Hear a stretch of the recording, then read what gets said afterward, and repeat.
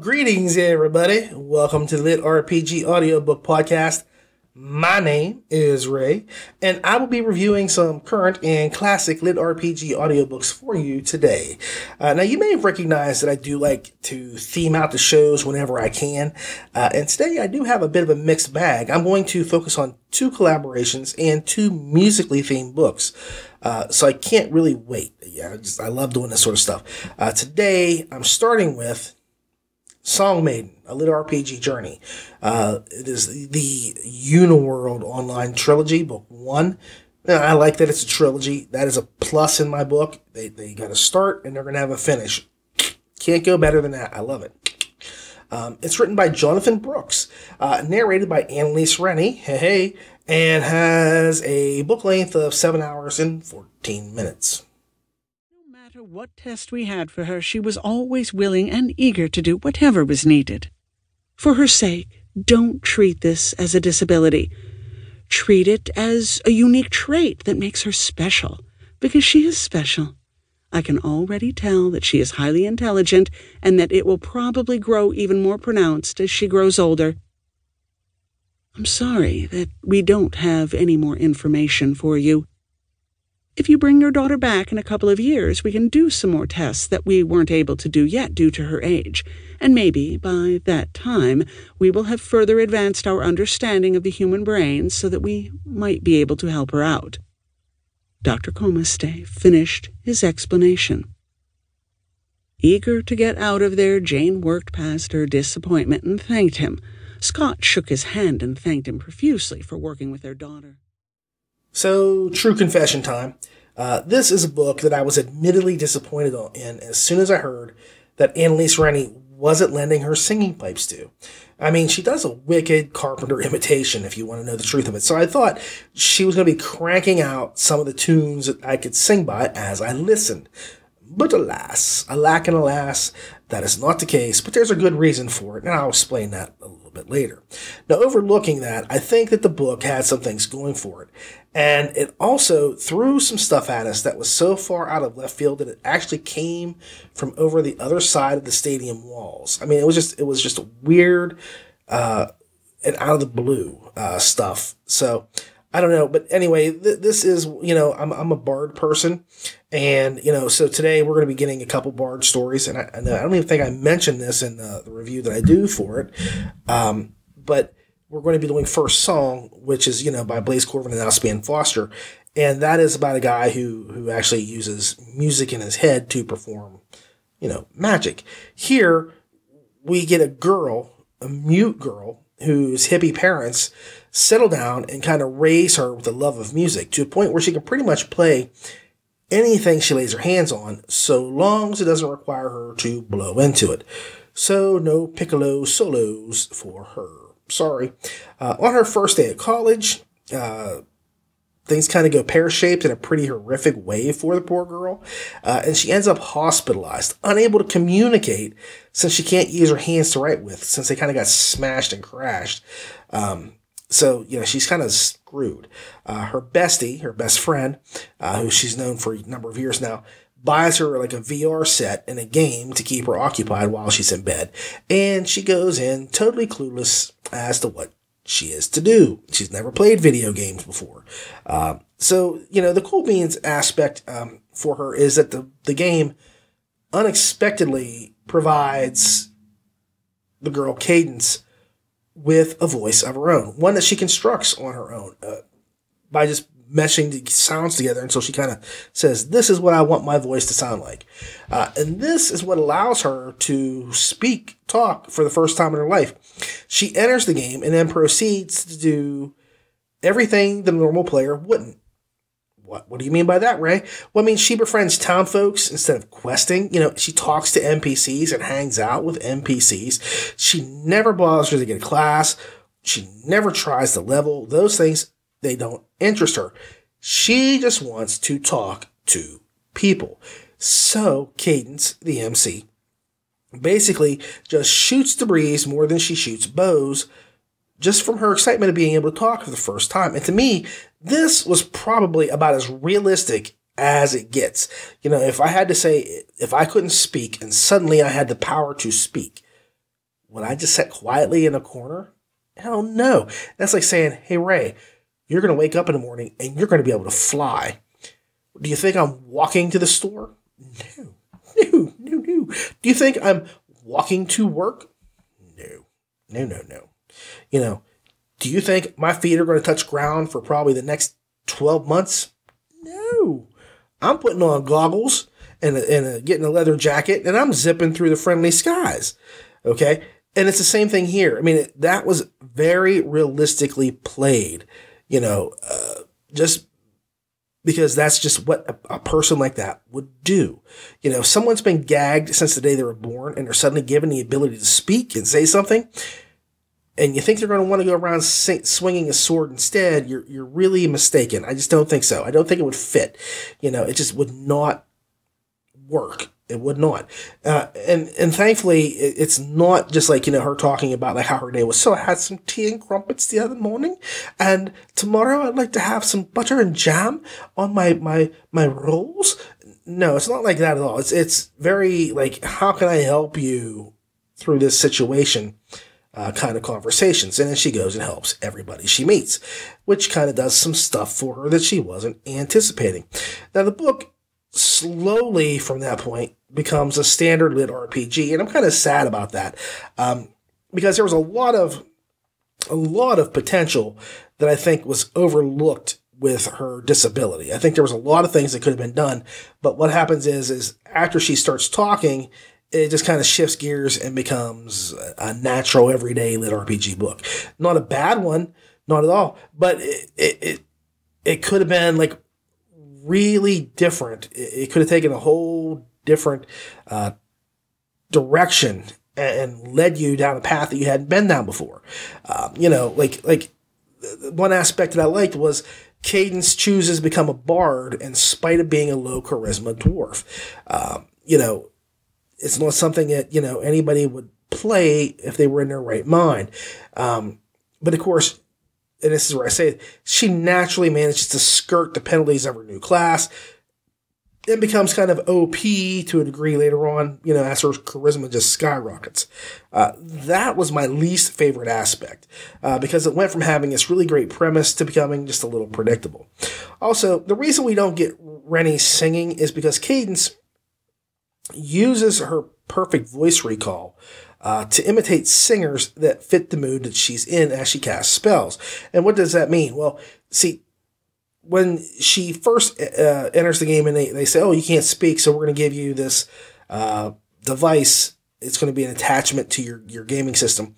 And it will let you either use your own voice, let you make up a voice, or imitate voices. You just have to be able to hear it in your head and say, this is what I want. Well, she has perfect, vocal recall of voices, which is really bizarre to have that power. But who am I to argue with that? I mean, if I can't talk, I guess I'm going to notice certain things about how people speak, their tone, their intonation, their cadence, so on and so forth, and so I'd be able to do this. And especially if my parents are hippie musicians, I'm going to know all kinds of musical geniuses, and I'm going to be able to pull those people out in my mind. I can hear Janis Joplin right now going through my head. I'm not going to sing it. I'm not going to sing, come on, take another piece of my heart. I'm not going to do it. But it works because she would say, like, okay, I'm really pissed, so I'm going to do, like, Henry Rollins, or I'm going to do Ozzy Osbourne, Crazy Train here, or something in her head. Now, they don't sing those lyrics because they're copyrighted. Shh, they're copyrighted. So they can't use those lyrics for whatever. But they use the voice. So when she says, I'm going to use, Dolores O'Riordan from the Cranberries, I wish she would have. I really wish, because I love Dolores, and she's dead now, and she's gone, and I miss her a lot. But just to give her, or Stevie Nicks, the goddess, she could have said Stevie Nicks because she is the goddess. Shirley Manson from Garbage, that would have been a good one, but I'm digressing. But anyway, she has this recall, so she matches the tone of her emotions to the voice, and it gives her even more power because it's so distinctive in her mind, and it really amps her up, so to speak. So that was why she couldn't do this, because as she imitates these singers, to fit the mood, it was fantastic, but she never felt like Karen Carpenter. And so, Annalise just really couldn't just pop on and just do, I'm going to do a Karen Carpenter. If they didn't say who it was, she probably could have pulled that out. And most of the music was really just like, they weren't long lyrics, just one or two lines. And I don't think you want to go, home again, jiggity jig, go outside and kick the pig. That kind of a song. That's not really something you would want to really belt out as a lyric. If you were narrating, it would just be like, let's just say it and go with that. And that's wise. It's wise.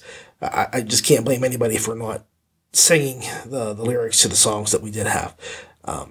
So, she couldn't do much because the lyrics weren't overly long and it wouldn't have worked as well. Now, one thing that I'm going to just say straight up that completely blew my mind was the love scene that came out of nowhere.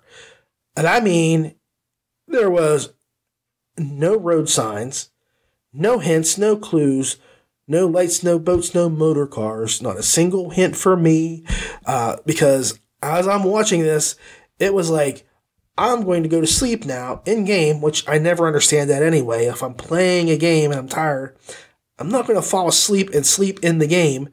As a character, I'm going to log out and take a nap.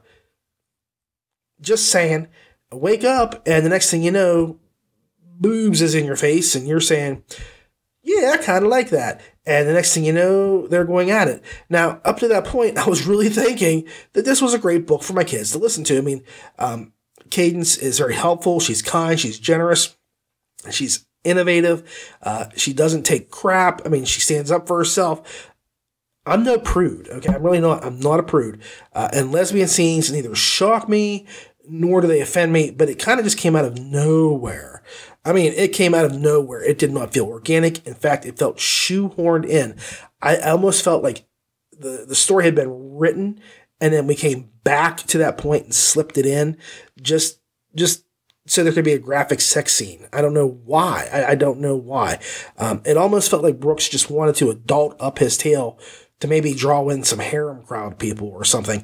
I don't know. I'll even go one further. It would have been much more organic if it had been, Cadence's best friend. That would have made perfect sense. If her friend had joined the game and come into it, and then the next thing you know, there's this unrequited love that, that Cadence didn't know was there for years and years. Suddenly it manifests. That I would have understood at the very least. This is with people that she barely knows, and it did not feel like it belonged. I don't know how to say it any other way. It was strange, and it's one of those things where I don't fast forward, and I don't recommend people do that sort of thing. I mean, if you're listening to a book or you're reading a book, read the book. But I know people that do fast forward, and if you want to, go ahead. But I listened to it, and it's like I said, I've listened to Planet Kill, and I've listened to Gunmeister Online, and those books are pretty graphic, and I'm not stunned or shocked, and I didn't bleed from my ears from the stuff that happened. And this wasn't to that degree, but it still just did not feel right for me for this story. It was weird. And I don't mean to belabor this point, but it just really, you can see it just kind of knocked me out of my body when it happened. I just didn't know where it came from or why it was there. And I still don't. I just don't know what happened. Now, thankfully, the one thing I will say that was really good for this, Cadence did not moon over the encounter chapter after chapter like I expected her to do.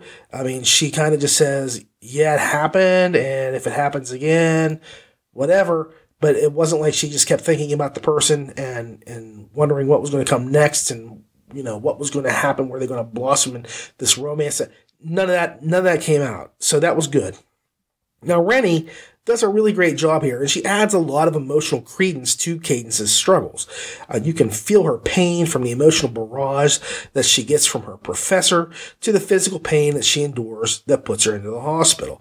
Now, I will say that the bonds of credulity were stretched a little bit at the end when it's revealed just who attacked her okay, cadence, but even then, Rennie plays it smooth and carries the story like a champ. She's never let me down as a narrator, and I know she has the goods to deliver a great tale. She does that here. She seemed very nonplussed when the sex scene came up, and she read it just like she was having fun with it. That's what you're supposed to do. I never felt like she felt uncomfortable. I never felt, that she was just, she read the story. She enjoyed the story. She had fun with the story. She really seemed to like being cadence. And that is the key for me. When you like your story, it's very important that you like your story. And she did. She enjoyed the story. She's never let me down, and she's always given me a good tale. So kudos to her. My final score is going to be a bit wonky. Now, I'm going to tell you why. As I listened to this, I had planned on an 8.2, but the sex scene and the overdone villain reveal, and this I have to say, the overdone villain reveal really is what took this down quite a few pegs. I mean, I would have just taken off like 2 points for the out of the blue sex scene that did not fit, and just said, yeah, this is an 8, and let it be. But you just have to realize that the villains, it's just very trite in making the attackers who they were. The odds of it even being possible that it was these people are so astronomical that it's actually a little insulting to me that Brooks assumes that we would even believe it becoming close to being possible, because it's not. It is. There's a game. Let's just say it's like WoW. Let's just tone it down a little bit. There's only 1 million people that play the game every day. 1 million.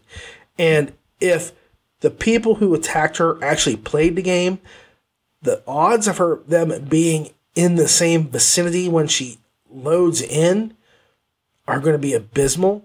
And the odds that she would meet them in any kind of circumstances or way is even more abysmal.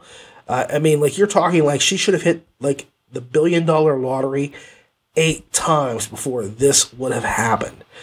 Then she'd have got hit by lightning, attacked by a shark on land, and then fallen into a sinkhole that was filled with bubble gum at the bottom.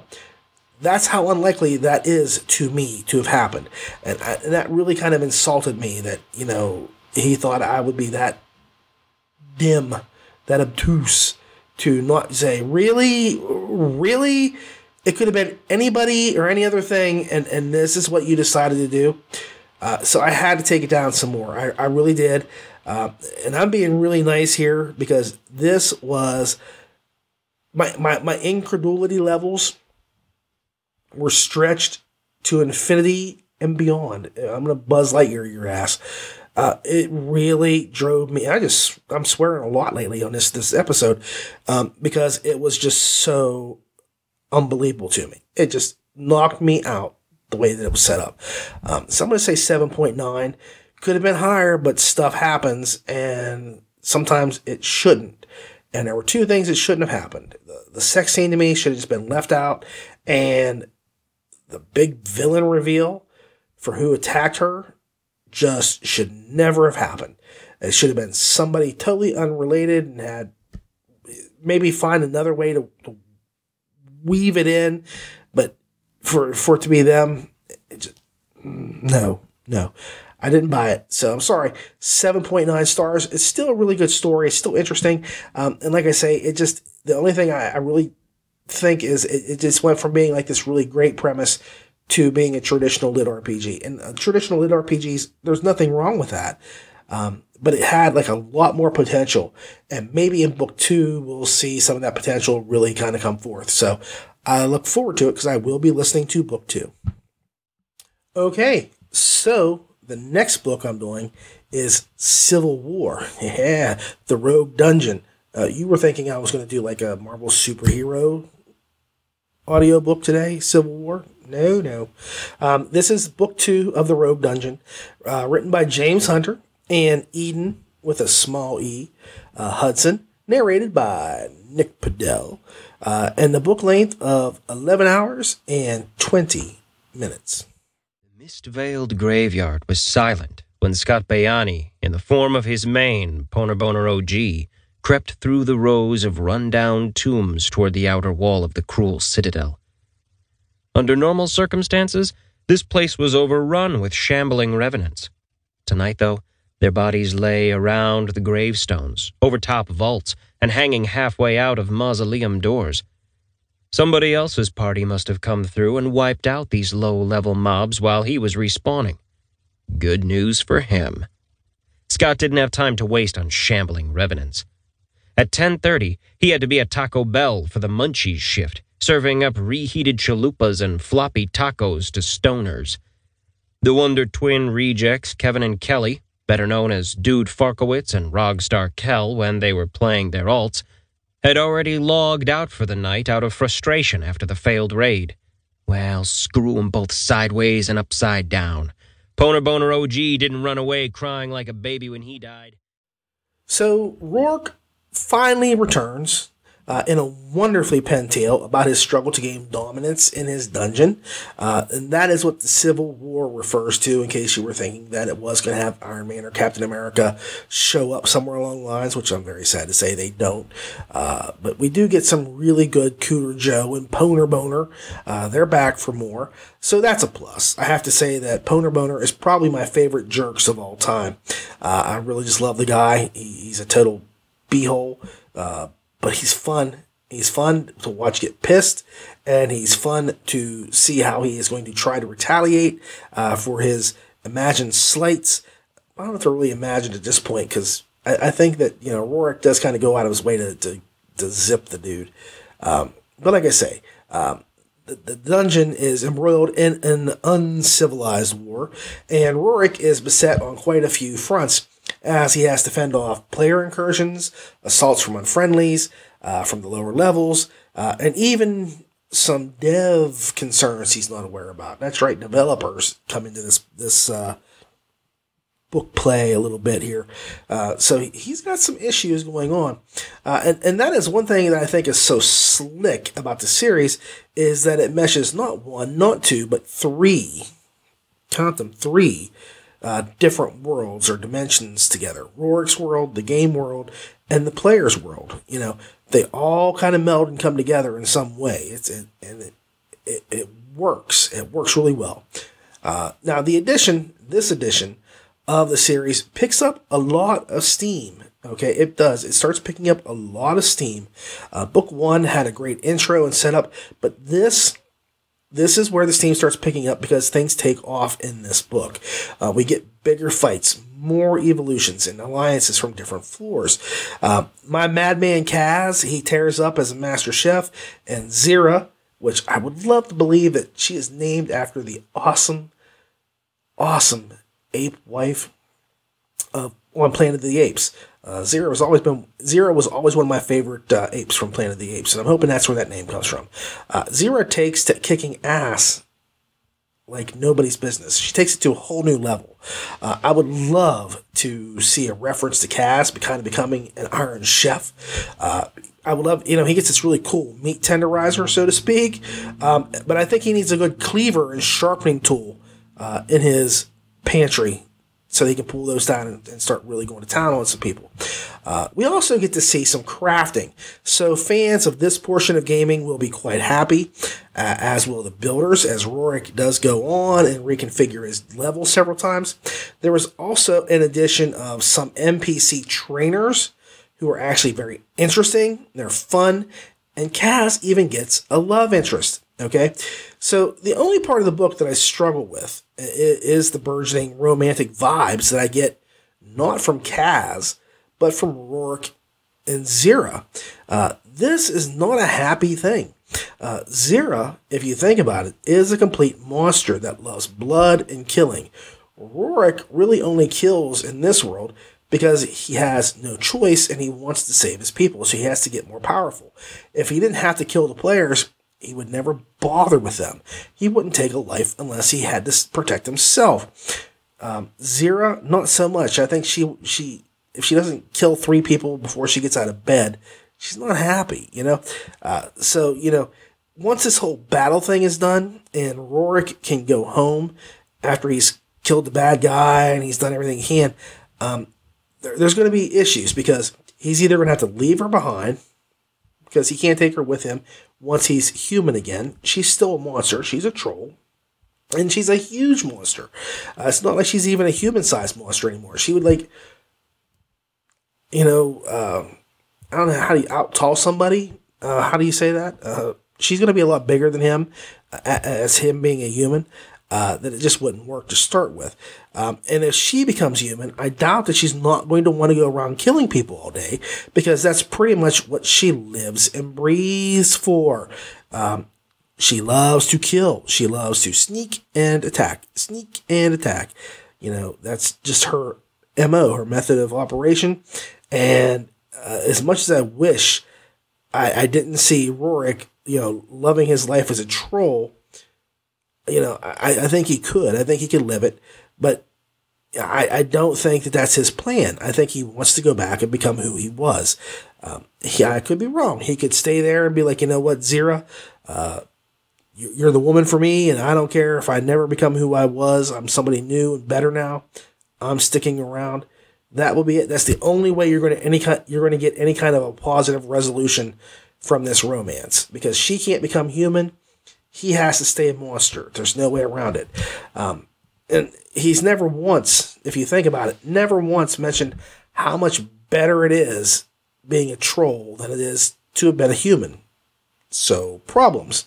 Either way, I've got to put points to Eden Hudson and Hunter towards doing the right thing. I mean, they have a plan, and I trust in them. I really do. I trust in them to take care of business, but I'm just pointing this out because I can see issues. I will reiterate that I'm always amazed, as I said before, how well James manages to meld his writing style with that of whomever he partners with in so flawless a manner. The writing here is flawless, it's smooth, and it's well paced. The action picks up, and it never really lets up. The characterizations are well done, and I have to say that as much as I like my beefy chef, Zira has stolen my cholesterol-clogged heart.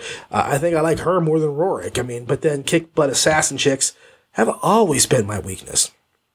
Man, I'm actually, if I'm going to be honest with you, I'm attracted to crazy more than I am to kick-buttiness, but we'll leave my personal life and my wife out of this discussion, so thank you. But yeah, crazy and me, we go like this. Now, what can I say about Nick Padel? What haven't I said already? He plays a series like he was in the World Series of Poker, holding 4 aces on every hand. He pwns it. See what I did there? And prop guy, he ain't around, so he can suck it. Anyway, Nick really makes this super duper fun. And while I think that his weakest point as a narrator is that he can't do a dozen different female voices, like if you listen to Super Sales on Superheroes or Secret Sales on the William Moran book, Super Sales on Superheroes, my biggest problem was his lady voices. There's too many women, and he can't be super distinctive for each of them to stand out. It was really hard for me to point out who somebody was as they spoke. Here, he doesn't have that problem because there's not a dozen women that he has to voice. And the ones that he does do work really well here and are very distinctive unto themselves. And I kind of boxed myself in with my review of the first book because I think, if I remember correctly, I think it hit at like an 8.5. And I loved this book. It's better, but it's hard for me to just say, okay, well, the first book was 8.5, so this book is this. It's tough because I have had a lot of Hunter's books that have improved every single time. I love Viridian Gate and I love War God, so I can't just say 8.5 again because this is improved. But for me, like 9 points is like the highest I could possibly give out 90% of the time, maybe 99% of the time, because 9 points is like, this is just about as good as it can possibly get. So you really got to approach perfection for me to go past like the 8.5 part.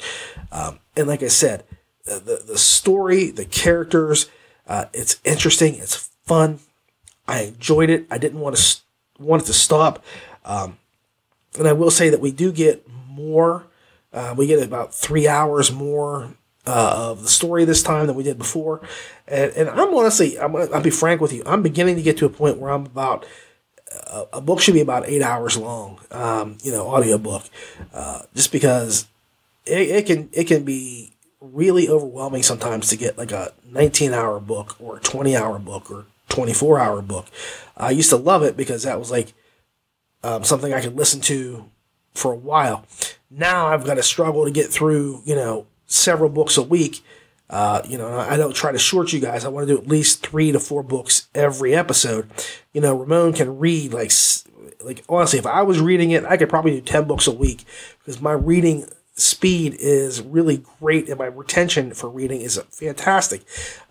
My listening skills and retention is bad. So I've got to like listen and then review quickly because I won't remember what happened in the story if I don't, unless it's like a really incredible story. So for like the cruddier stories, it makes it hard for me to come to a conclusion on what to do. So I have to like do things quickly. So I don't know. I'm beginning to wonder, is it better to have like, snippet style books or, really long style? For me, I'm finding I'm gravitating more and more towards less than 10 hours at a stretch is where I like to be at. But that doesn't mean I'm going to stop anything. I'm just going to keep going. But right here, my final score for this, after a lot of thinking about it, I have to say like 8.7 stars. This was a phenomenal story. And I know that James Hunter went back and changed the ending of the original ending of the story. I don't know what it was about, what it was like, why he felt it had to be changed. But whatever he did it the right way the second time because the story really works well. The only thing that I think that he hints at, but he doesn't give you much to go on, and I'm sure it's going to play into the next book, is the character that came over from Rorik's world that had been in the game before and has taken over his own dungeon. Excuse me. And so, now Rorik has that to deal with, where there's, one of his enemies from his own world in the game world, and they've taken over a complete dungeon unto themselves already. So that's just barely touched upon, and I can't wait to see more of it. But that's like the only thing I think that he didn't really do, and he crammed in a lot of stuff to start with. So to put in more, it would have just been overwhelming, I think, and it would have detracted from the story. And I'm hoping that's all he did was just kind of cut some of that stuff out because there's so much more in the story already. I didn't really need to have that for the most part. I think he worked it pretty well, saying, here's a clue as to what's happening, and we'll see it next time. So 8.7 because it is phenomenal. It was very enjoyable, and I think you'll like it a lot. All right, so my next book that I'm reviewing is called First Song, Anthem of Infinity, Series, Book 1, by Blaze Corvin, Outspan Foster. You might know him by another name if you're in the forums a little bit. Narrated by Ramon Diocampo, with a book length of 12 hours and 9 minutes. Noah felt a burning need to yell, to shout a warning to a small group of surrounded travelers, but as usual, he couldn't find his voice. Then the tired old guilt set in, familiar self-loathing. He was a coward, his mind drowning in fear. Hints of a red banner flying in the deep woods past his open clearing gave him a good idea of what was happening. A hand pressed on his shoulder with a decent amount of force, and Noah knew what the signal meant.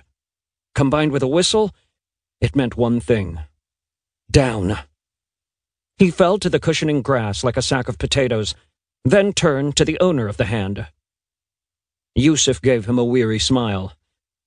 I don't think Allah will count this as one of my 5 prayers for the day. The red chain, Noah managed to whisper. He noticed the others in the group were down low in the high grass as well. It had been 2 years since the shift, when all the electronics and technology in the world had largely become useless. So, I have to say, this was like a really, really weird book for me. In fact, I kind of think it was a first for me. I'm always going to be truthful about things, and I have to admit that when I first started this book, I really was not a fan. The writing was really good, but I really hated the entire apocalyptic setting. The main character, he just pretty much lived out the embodiment of the name Worm that he is given by some raiders, and he really was not someone that I cared about. Actually, I hoped he died. I hoped he'd die quite a few times. And I actually thought that he would very clearly, because there was no way that Worm was the dude that's on the book's cover. Now, I enjoy Bleak. I love apocalypses. Mad Max is like a walk in the park on Sunday with, looking at the flowers for me. But I don't enjoy weak and whiny, and that's what Worm was. He was a total punk. So I don't want to hit you with any spoilers, but I will say that the book makes for a huge change part of the way in. And that, my friends, is where the worm turns. Really? Really? That's what you're going with? You were in a perfectly good prop setup for a dumbass joke. Put it in here. Put it in here. Right now. The worm turns. Thank you, prop guy. Alright, so anyway, I've been chastised. Worm sort of then becomes Noah, the guy that he should have been all along. And in that one instance, the entire tone of the book shifts. Worm dries up in the sun, and Noah takes his place. See, I slipped that worm joke in on him. He didn't say it. So, anyway, Noah is a take no BS kind of guy. He sets up taking care of business. See, he can do things to prevent the events that created Worm and crushed humanity in a punked out apocalypse from being quite so harsh because of a little thing called, spoilers. Can't do it. There might be a clue here. I'm not sure. Anyway, Noah very calculatingly implements a 20-year-long plan to kind of help prep and prepare for an invasion of these alien beings called the Elves, which is like elves with an A, and they are kind of like mythical elves in appearance, but they're, stronger, faster, tougher than humans. They can perform magic, and blessings among blessings, they love to eat people. So, they're baddies all around. Compared to us, they're hardcore, and they're cannibalistic. Well, they're not cannibalistic, they don't eat themselves, I don't think. But they do love to eat humans. So, that's a downer for us anyway. And I have to say that the building aspect is really what I loved a lot about this book. I'm always the one saying, like, Tamer is one of those books where I love it because I get to see him build his little fortress. And, that's just one of those things where they talk about creating new medieval style weapons and that sort of stuff. It turns this book into a very quickly interesting story where before it was kind of like run of the mill. And I don't know if that was intentional, where they say, let's just do this. It's going to look like every other book that was ever written in this style beforehand. And then we're going to flip it around and do all this other stuff, which is more gaming related, or not. I don't know. I don't know if it was just like, well, this is what we want, and then we're going to go into this. But it was very, very slick on how it worked because I think the planning, the prep, the sacrifice, that stuff I'm a sucker for, and I loved it. But for me, my favorite part of the book was the scheming baby, and you'll know it when you get there. That's all I can tell you. That was just the best. Just the best. When we finally return to the apocalypse, I found myself looking forward to it coming. I really anticipated it. I said, yeah, let's bring it on. Bring on those elves. I want to see what happens now, So it was a fun thing that I was waiting for. Whereas before, I kind of was like, oh, can we just kill this guy and get out of this somehow? And thankfully, when that was when the book hit third gear, and started moving, because there was actually a point, even with the town building and the medieval weapons stuff, that the book really needed some action. It really did, because the main character getting chased through town by a basketball player just was not as exciting as fighting space elves. Okay. So while the book might have started off a little slow with an unlikable character, for me anyway, I have to say that I really don't believe that we were ever supposed to like Worm. Sympathize, yeah, but not like. And I didn't sympathize with him anyway. He was cowardly. He did some really reprehensible stuff, like going along the slave trade, for example. So I had no empathy for the dude whatsoever. But once he transformed himself from a spineless wimp into the determined Noah that he became, I was cheering for him all the way. The elves seem to make some pretty good villains. I highly anticipate more of them in book 2. Noah has a bond with one of the higher-ups now, and he's going to have to deal with that at some point. So Corvin and Foster do like a really admirable job here of teaming up to do this piece of writing.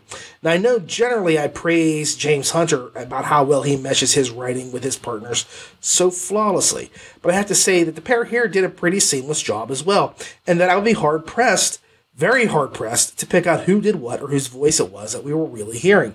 I honestly think that Corvin gave Foster his head. He just said, you go ahead, you go crazy, do what you think, and I'll try to reel you in if you get out too far, which I don't think Foster did. And if that's the case, it was a pretty wise move. It totally worked. And it is really awesome to see a collaboration come together as well as this. Now, the ebook, I'm going to just say this really quickly. It's one thing for the ebook, for the audiobook, there's like this whole Blaze Corvin, Outspan Foster, and I know you are Outspan. I won't out you on this. Love fest between the two. Like they write like, Blaze Corvin was the greatest guy ever, and I met him back when... And then Blaze says, and Outspan Foster is just the most awesomest dude. And then Outspan says, and Blaze Corvin really is the most awesomest dude. And it goes back and forth like that, like 4 times. And that's great for the ebook. I really didn't need it for the Audible. To me, Audible is like turning on the TV or flicking on a movie. I don't want to sit down and turn a movie on HBO and have 10 minutes of previews like I was in a theater. And in an ebook, I know I can skip that right away if I don't want to read it. And I usually do. But for me in the Audible, that's like something that should come to the end of the book. Really, you should flip that and put that to the end because I want to get right into the story. And it's great to have authors who love each other and respect each other and admire each other. And I really mean that very sincerely. But I did not need like the 4 pages or whatever it was of how great each other were to work with because it's very evident in the writing that you do together how great it was for you two to work as a team. Ramon Diocampo's narration, it took me a little while to get used to. He was new to me, and I had to settle in and really listen. And I have to say that he grew on me the longer we went. And I don't know if that's because I really was not liking Worm, or if it was him that I just had to grow into. And I think it was more the Worm factor, because I just did not love Worm at all. And I think that no matter who was reading, it could have been Luke Daniels or Jeff Hayes or Nick Podell or Justin Thomas James, or it could have been, Andrea Parsnow, or Annalise Rennie. Any of those people could have been doing the reading, and I'd probably said the same thing. It took me a little while to get used to him. I just didn't know him. And so I would probably say that the first part of the book, no matter what they did, it just kind of, got me. But I think that's just how they want you to perceive the guy. But again, like I said, I just wanted him to die. I had never ever did I want him to succeed or survive. I was like, this guy needs to go, give that thing to somebody else so that they can do better. And that's what I thought was going to happen, because it would have been a pretty good surprise to see that. It'd been like in Scream, you got Drew Barrymore, great big name, and then you kill her 10 minutes into the flick. I'd have said, even if it was 10% of the book, Worm dies and somebody else, great. That worked out really well. Now, everyone with Diocampo stood out as an individual character. I never wondered who was speaking, ever. And that would have really made them stand out to me. I'm sorry. They really stood out to me very well as individuals. I knew who each character was at any given point just by the way they spoke or their cadence of speaking. The only thing, and I say this very, very sincerely, the only thing that I wish he had done was to give the elves some kind of an accent. much in the way that dwarves are Scottish sounding, even though I hate that trope. I mean, seriously, every dwarf in every book sounds Scottish. I don't care if it's because the Lord of the Rings has it. Not every single dwarf needs to sound like they're from Scotland. Just the way I feel about it. It drives me crazy. And it's not just one narrator that does it. It's all narrators that I seem to find that do that. Either they're 100% Scottish or they're just plain English and there's nothing in between to give them any kind of flavor. And I kept going back. These are aliens. So I kept going back to one of my favorite sci-fi shows and thinking of Londo Mollari from Babylon 5. Peter Jurassic worked so hard to create this distinctive accent for his race, his people, the Centauri. And then every single actor that came onto the show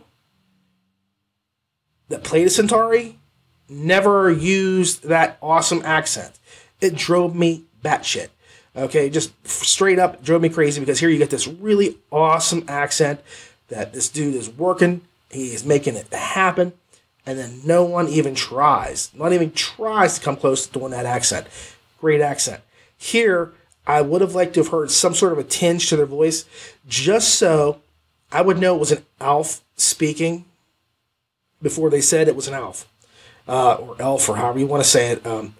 It's just one of those things, I think it would have really, really helped accentuate the story just that much more. It would have made it more stand out. Stand outish, stand about, stand up, stand in the place that you work. That's okay. Anyway, it would have just been that much better. And I can't fault him for not doing that. I'm just saying, if it were me, I would have tried to give them something to make them sound more alien than not. But again, that's just the way I'm thinking about it. Overall, even though I was not a fan of the first part of the book, just because I did not like Worm, I think that it worked. It worked in making me hate him because I liked him a lot by the end of the book, and I anticipated things happening. I wanted the apocalypse to come because now Noah was prepared. You know, Worm became Noah. Noah is prepared for the elves. I don't want to tell you why or how. There's a lot of stuff that goes on, but it was just great. And now for book 2, I actually want to see this post-apocalyptic wasteland. Well, it wasn't a wasteland, but let's just say this post-apocalyptic world where humans are in the decline and they're on the menu at McStarbucks in space or whatever it is for these elves. So, you know, it was a big shift because I really, as I was listening to this, I was like, oh my God, I love Blaze Corbin and you know, Outspan. He's a rockin' dude, and I've talked to him a few times. He's really awesome to me about things and advice and whatever. And I kept going. I hate to even have to say I'm going to have to give a horrible review for this book because I'm not enjoying it, and I cannot not talk to you about this. And then it shifted so subtly and magnificently. I was going to say malignantly, but it wasn't malignant at all. Magnificently that I was just blown away by how quickly the book shifted tone and pacing and style, and I was like, wow, this is just amazing. So I look forward to it. I really look forward to this new world with Noah at the helm. I want to see what comes next. I think you will too. My final score, 8.5. I can't ask for more, honestly. If I didn't hate the first half of the book, or not half, for whatever part of this, up until Worm gets wanked, I probably would have given it a higher score. And as much as I know that it was kind of like we had to set up who he was, I just did not enjoy reading Worm one bit, not 1 second. So I had to knock it down a bit. But I think 8.5 is a damn good score. All right. All right, the next thing I'm going to be doing is actually a What Else Have They Done by Luke Daniels. Luke Daniels. All right, Luke, how you doing, man? Yeah. What I'm going to be reviewing for Luke, and I think it's a well-deserved and it's a long time coming, and it's going to be book 1 of the Iron Druid Chronicles. It's called Hounded. It's written by Kevin Hearn, narrated by, of course, as I've said before, Luke Daniels. And it has a book length of 8 hours and 6 minutes. I try to settle in places they can't reach very easily. They have all sorts of gateways to Earth in the Old World, but in the New World, they need oak, ash, and thorn to make the journey, and those trees don't grow together too often in Arizona. I have found a couple of likely places, like the White Mountains near the border with New Mexico, and a riparian area near Tucson. But those are both over 100 miles away from my well-paved neighborhood near the university in Tempe.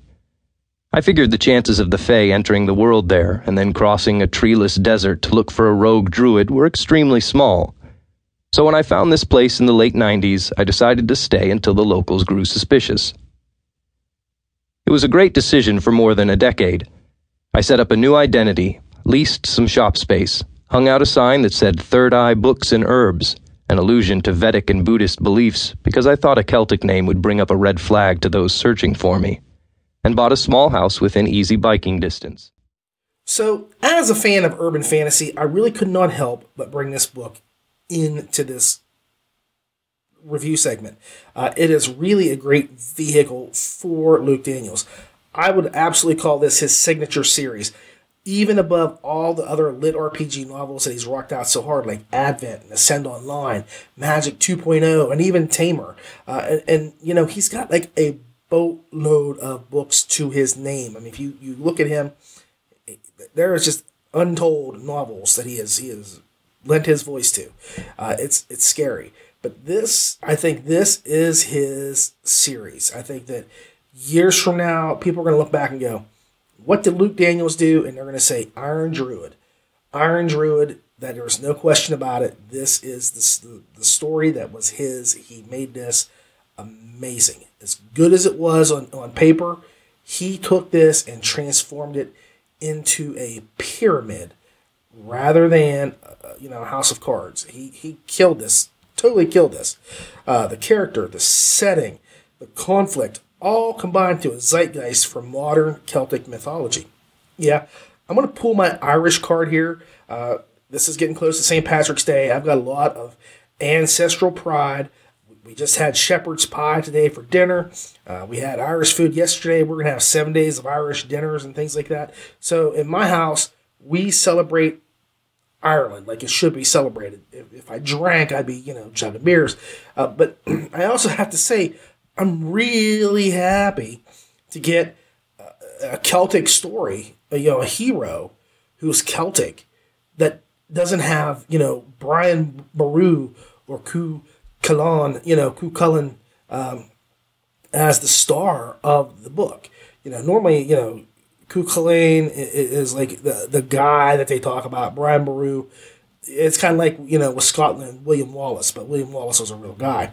But if you're going to go mythology, like Brian Boru is like the Irish cat, what I'm talking about. So basically, the Iron Druid, it always pushed me off. There were several reasons why I never picked this series up for a long time. And the very first and foremost thing was the name, the Iron Druid. And I really thought it was going to be, and I hate to sound like I'm stupid, but it was going to be like a magic user who worked with metals. That's just what it sounds like to me, the Iron Druid. And that's not the case. But the story starts off with 21-year-old bookshop owner Atticus O'Sullivan having a nice quiet day. The truth is, he's 21 centuries old. He's hiding out in Arizona because of a centuries-long ownership dispute over a magical sword.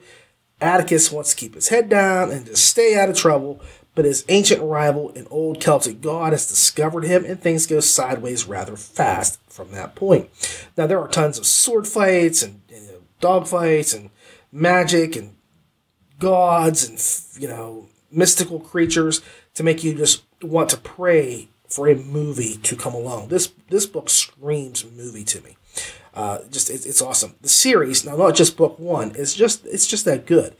Plus, it is infused with humor throughout, but it does not, and this is very important, it does not try to be funny. The humor is organic and comes really naturally. Really naturally.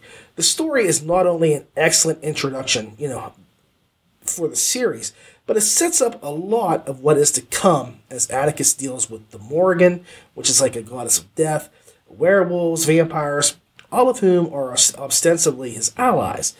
For me, the best part of the series is Atticus's loyal Irish wolfhound Oberon. And I will say, I think Hearn really knows how to mesh the ancient with the urban. Yep, ancient stuff with urban stuff. He nails it.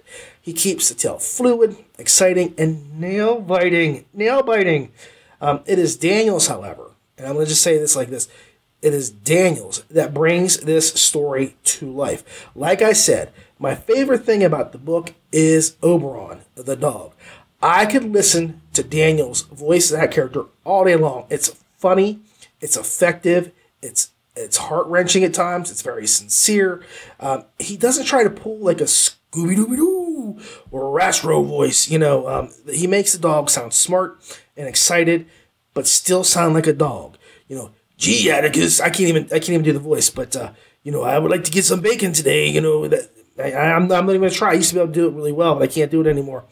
So I mean, I can't.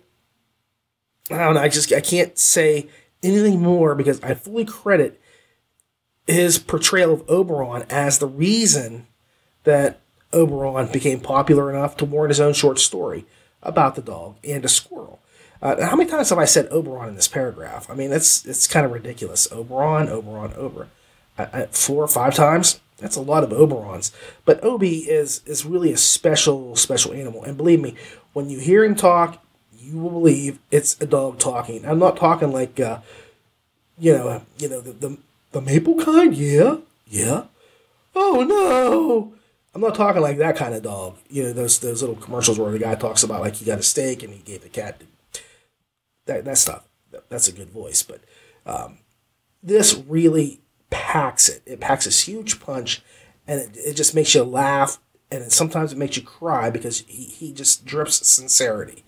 Now, Daniels does his pretty much standard Daniels voice as he plays Atticus, which is great because, he's playing the main character, and why would you strain yourself with somebody who's going to be doing 90% of the speaking in the book?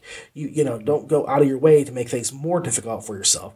So Atticus is there, but he also plays like a great Viking vampire, a werewolf attorney. He does a great job playing a sexy bartender at Atticus's favorite restaurant, and he even pulls off a ghostly female Hindu witch.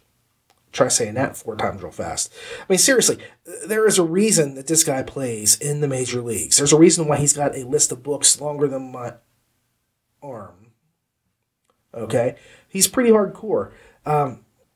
Without a doubt, he's one of my top narrators, and there's a reason for that. He's very, very skilled. I mean, the guy is just incredible. The series is great early on, but I have to warn you, towards the end, i.e. maybe the last 3 books or so, it does kind of become a little preachy about the environment. I don't want to say it's over the top, but it might be for some people. I try to take things with a grain of salt most times, and I don't let it bother me too much, but I thought it was a little preachy. Just a little bit. Still, all the elements are there for a great urban fantasy, and I have to say this is probably one of the best known UF titles after the Dresden Files. I mean, you might argue Shane Silver's, but to me, this is in the same category as Dresden. It's almost, Dresden's like all the way up here, and then everything else is just kind of scrambling to touch it. And I'm really, as much as I hate to say this, as much as I love Dresden, I'm pretty much sick of waiting for him to produce, years and years and years and years for a story to come out. It really just, it's a spit in the eye of your readers when you keep saying, well, I've got all these excuses for this happening. And I understand that, things happen, but you kind of can't keep up the momentum of a story with a huge gap in time. And I'm not talking like George R.R. Martin time, but it's pretty darn close. And I know he's got something coming out this year so far, supposedly. I'll wait and see. But that alone, see, Hearn actually finished the series. That's another plus. He closed the book. Boom. Closed it on Atticus. He closed it. Then he moved on to a new series, and the first book is called Kill the Farm Boy. So, Iron Druid, start to finish, it's done. Now, he didn't do 17 books so far. He did, less than 10, but it was manageable. He did exactly what he should have. He told a story, and he completed the story. Hurrah, huzzah, hullaballah, whatever. You get my picture. He was able to actually give you an opportunity to go in, have a great deal of fun, and finish within a short period of time. I mean, believe me, once you get the first book, you're going to get the second, and then the third, and then the fourth, and before you know it, you're going to be like, I need my fix. You know, I need my Atticus. Where is my Atticus? And that's the way it'll be. You know, and that's how people are with Dresden overall, but there's no sucker. I mean, there's nothing to kind of make you sustain yourself. And here, you don't have that worry. It's started and completed before you even get into it if you haven't read it yet. So, you know, I said earlier, one of the reasons why I didn't get this book for a long time, and I'll tell you the only flaw that I really see in the whole series is that the book covers themselves, look like cheap knockoffs from a failed Supernatural, as in the CW's Sam and Dean Winchester series. It's just like Sam and Dean are out there, and that's what it looks like to me. And it just does not make me go, this is about... It doesn't make me say, first of all, urban fantasy. It does not even come close to even look like urban fantasy. And like I say, it's almost like, you know, a romance novel with the guys and the big chest and stuff like that and their little flannel shirts.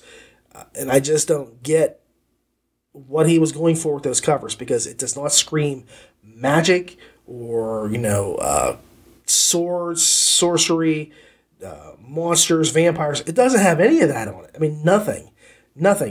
Thankfully, the Oberon squirrel story does have the picture of the dog and a squirrel, if I'm not mistaken, if I do remember correctly.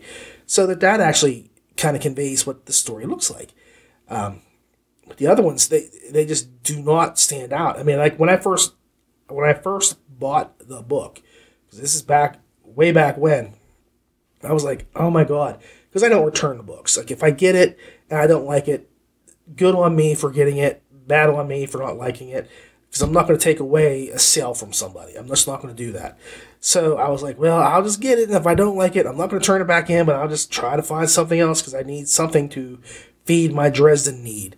And I kept looking at that book, and people were saying, you got to try this, And I was like, nah, I just can't do this. And I finally caved.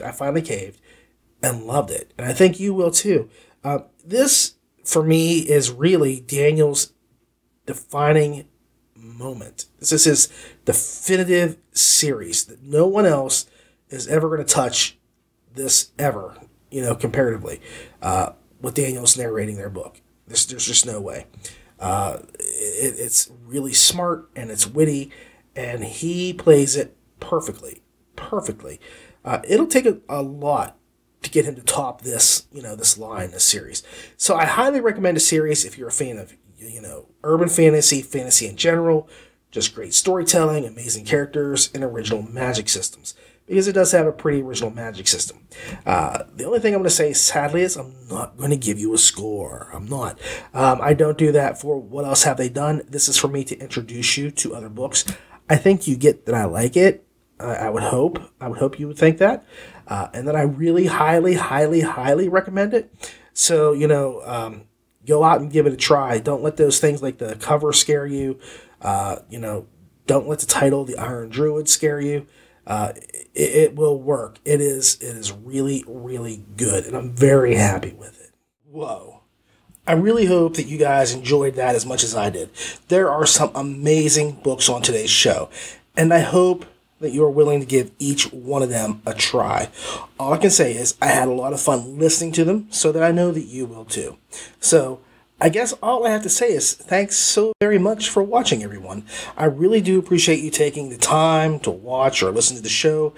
And again, as I always say, if you want to support us, you can always like the LitRPG Podcast Facebook page or the YouTube page, or just share and like the video.